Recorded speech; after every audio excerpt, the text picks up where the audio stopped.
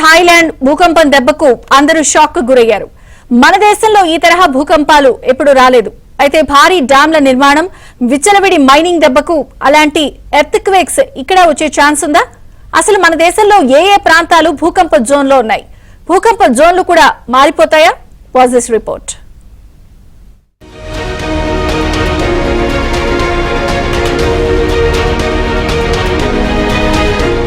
Myanmar భూకంపంలో 2000 మందికి పైగా మరణించారు. ఆ భూకంప దృశ్యాలు, కూలిపోతున్న బిల్డింగ్స్ దృశ్యాలను చూసి చాలా మందికి గుండె పగిలింది. మయన్మార్ భూకంప తీవ్రత రెక్టర్ స్కేల్ పై 7.7గా నమోదైంది. పక్క దేశాల్లోనూ దీని ప్రభావం కనిపించింది. థాయిలాండ్ సైతం చిగురుటాకులా వణికిపోయింది.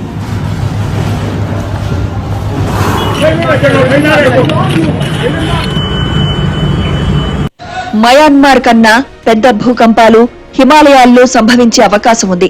దాని ప్రభావం ఢిల్లీ, చండీగఢ్ లాంటి పెద్ద నగరాలపై ఉంటుంది. అదే జరిగితే లక్షల మంది చనిపోతారనేది శాస్త్రవేత్తల అంచనా. ఎందుకంటే ఉత్తరాదిన జనసాంద్రత ఎక్కువ. 2004 డిసెంబర్ 26న హిందూ మహాసముద్రంలో సంభవించిన భూకంపం భారీ సునామీ తరంగాలను సృష్టించింది. అప్పట్లో 2 లక్షల మందికి పైగా మరణించారు. దాని తీవ్రత రెక్టర్ స్కేల్ పై 9.3. సముద్రంలో వచ్చింది కాబట్టి సరిపోయింది, లేకపోతే నష్టం మరింత ఎక్కువగా ఉండేది. భూమి ఉపరితలంపై అనేక టెక్టానిక్ ప్లేట్లుంటాయి. ఇవి నిరంతరం కదులుతుంటాయి. కొన్నిసార్లు ఈ ప్లేట్లు ఒకదానికొకటి రాసుకుంటూ వెళ్తాయి, లేదా ఒకదాని కిందికి మరొకటి జారుతాయి. అప్పుడు భూకంపం వస్తుంది. అగ్నిపర్వతాలు పేలినప్పుడు కూడా భూకంపాలు సంభవిస్తాయి. కొన్నిసార్లు భూగర్భ జలాలు కదలడం వల్ల కూడా భూకంపాలు వస్తాయి. భూగర్భ జలాలు భూమి లోపల కదలడం వల్ల ఒత్తిడి పెరిగి కంపించే ఛాన్స్ ఉంది. గనుల తవ్వకం, పెద్ద డ్యాముల నిర్మాణం వంటి మానవ కార్యకలాపాల వల్ల కూడా భూకంపాలు సంభవించవచ్చు. షాలో వేవ్స్ అంటమాట. ఈ షాలో వేవ్స్ అంటే భూమి మీదకి, భూమి ఉపరితలానికి వచ్చేస్తాయి. అది సుమారుగా 1200 కిలోమీటర్లు రేడియస్ చుట్టూ కూడా ఈ తరంగాలు ఏర్పడ్డాయి. ఈ తరంగాలన్నీ కూడా ప్రయాణించి అలాగా భూమి ఉపరితలం పైన ఏవైతే ఆకాశ హార్మ్యాలు ఉన్నాయో, ఎక్కడైతే బిల్డింగ్స్ పెద్ద పెద్దవి ఉన్నాయో అవన్నీ కూడా కూలిపోవడానికి ఏర్పడింది. ఇది ప్రకృతి వైపరీత్యం అన్నమాట. ఎస్, రావడానికి స్కోప్ ఉంది. ఎందుకంటే మనకి హిమాలయన్ రేంజ్ అంతా కూడా, ఈ హిమాలయన్ రేంజ్ అంతా కూడా అంటే ఒక సైస్మిక్ యాక్టివిటీ ఎక్కువగా ఉండే యాక్టివ్ జోన్ అన్నమాట. భూకంపాలు ఏర్పడతాయి అక్కడ. కారణం ఏంటంటే యురేషియన్ ప్లేటు, ఇండియన్ ప్లేటు అలాగా నార్త్కి మూవ్ అవుతుంది. యురేషియన్ ప్లేట్తో ఢీ కొడుతుంది. ఈ ఢీ కొట్టడం వల్ల మనకి ఇక్కడ హిమాలయాలు ఏర్పడ్డాయి. ఈ హిమాలయాలు ఏర్పడడం వల్ల ఏంటంటే ఇక్కడ హిమాలయాలు కదులుతూనే ఉన్నాయి. ఇంకా ఈ కదలడం వల్ల ఏం జరుగుతుందంటే ఇంకా మనకి ఎర్త్ క్వేక్స్ రావడానికి అవకాశం ఏర్పడుతుంది. అలాంటి మొన్న వచ్చిన ఈ మయన్మార్ ఎర్త్ క్వేక్ లాంటి రావడానికి స్కోప్ ఉంది. కారణం ఏంటంటే ఇక్కడ భూకంపాలు వచ్చే ఛాన్స్ ను హిమాలయాల్లో డ్యామ్స్ కట్టడం, మైనింగ్ వల్ల పూర్తిగా ఎకోసిస్టమ్ దెబ్బతింటోంది. టిబెట్ లో బ్రహ్మపుత్ర నదిపై ప్రపంచంలోనే అతిపెద్ద హైడ్రో ఎలక్ట్రిక్ డ్యామ్ కట్టాలనుకుంటోంది చైనా. దానికి పోటీగా భారత్ సైతం ప్రాజెక్టులు చేపడుతోంది. ఇలాంటి చర్యల వల్ల భారీ భూకంపాలు వచ్చే ప్రమాదం ఉందంటున్నారు నిపుణులు. వాటి తీవ్రత రెక్టర్ స్కేల్ పై 8 దాటే ఛాన్స్ ఉంది.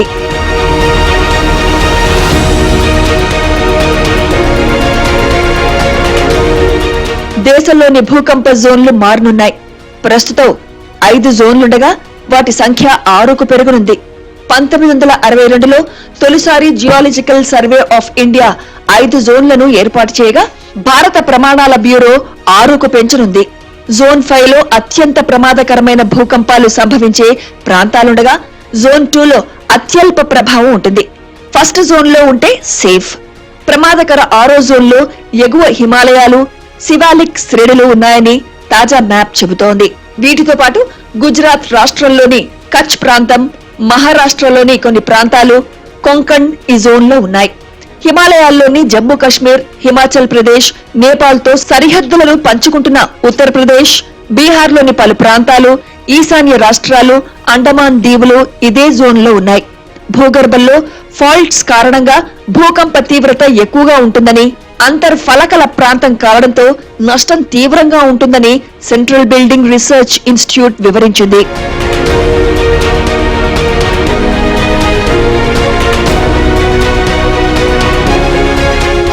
ఐదో జోన్లో దిగువ హిమాలయ ప్రాంతాల్లోని గంగా మైదానాలు కొంతవరకు ఉంది.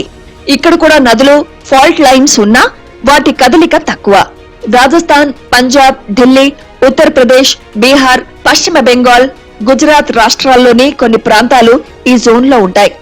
జోన్ 4 లో భూకంపాలు వచ్చినా తీవ్రత తక్కువగా ఉంటుంది. ఈ జాబితాల్లో ఢిల్లీ, పట్నా, కోల్కతా నగరాలున్నాయి. ఇక జోన్ 3 విషయానికొస్తే లఖన్వూ, పాట్నాలోని కొన్ని ప్రాంతాలు, రాంచీ, భువనేశ్వర్, దామన్, ముంబై, ఏపీలోని అమరావతి, చెన్నై, పుదుచ్చేరి ఉన్నాయి. ఈ ప్రాంతాల్లో భూకంపాల తీవ్రత తక్కువగా ఉంటుందని నిపుణులు చెప్తున్నారు. ఈ హిమాలయ పర్వతాల దగ్గర ఎటువంటి ప్రాజెక్ట్స్ కూడా నిర్మించకూడదు ఈ ప్రస్తుత పరిస్థితిలో. కారణం ఏంటంటే ఈ ప్రాజెక్ట్స్ కానీ నిర్మిస్తే ఆల్ ఆఫ్ సడన్ రావడానికి స్కోప్ ఉంటుంది భూకంపాలు. ఒకసారి ప్రాజెక్ట్ కన్స్ట్రక్షన్ సరిగా ఉండదు.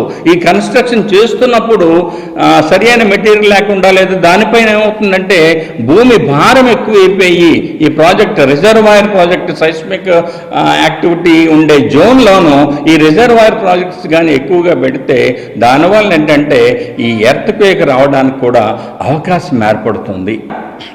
ఈ పవర్ ప్రాజెక్టు ఎక్కువగా పవర్ జనరేట్ చేయడానికని చూస్తుంది, కానీ అక్కడ ఉండే జియలాజికల్ స్ట్రక్చర్ అంతా కూడా మారిపోతుంది. ఈ జియలాజికల్ స్ట్రక్చర్ మారిపోవడం వలన దానిపైన ఒత్తిడి జరిగి మనకి భూకంపం రావడానికి కూడా అవకాశం ఉంటుంది. కాబట్టి ఇటువంటి ప్రాజెక్ట్స్ని మాత్రము భవిష్యత్తులో చాలా జాగ్రత్తగా ఆలోచించి టెక్నాలజీలోని చూసుకొని సైంటిఫిక్గా చూసుకొని దాన్ని కట్టడం మంచిది. జోన్ 2 లో ఉండే ప్రాంతాల్లో పెద్దగా ఆస్తి, ప్రాణ నష్టం ఉండని స్వల్ప ప్రకంపనలు వచ్చే ఛాన్స్ ఉంది. ఏపీలోని రాయలసీమ, ఉత్తరాంధ్ర, కర్ణాటకలోని 99% ప్రాంతాలు, కేరళలోని గురువాయూర్ ఈ జోన్లోనే ఉంది. అంటే మయన్మార్ లో ఇటీవల వచ్చిన భూకంపం కన్నా భారీ భూకంపాలు మన ఉత్తరాదిన హిమాలయాల్లో వచ్చే అవకాశాలున్నాయి. అందుకే హిమాలయాలను, ప్రకృతి సంపదను కాపాడుకోవాల్సిన అవసరం ఎంతైనా ఉంది. మయన్మార్ భూకంపం నుంచి గుణపాఠాలు నేర్చుకోవాల్సిన అవసరం ఉంది. ఎందుకంటే దేశంలోని 59% భూభాగానికి ఎర్త్ క్వేక్ రిస్క్ పొంచి ఉంది.